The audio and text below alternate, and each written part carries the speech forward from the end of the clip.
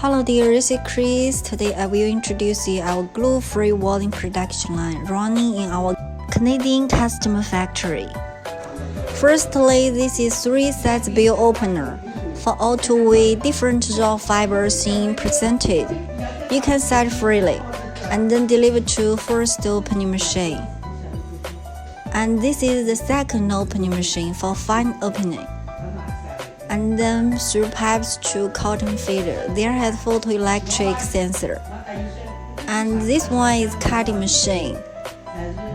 You can see the fiber layers is very light and delivered to the cross-lapping.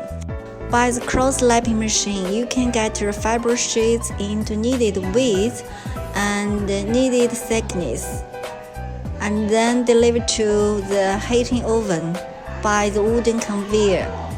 Interior is Teflon belt, and the heating oven is 8 meters long gas heating oven.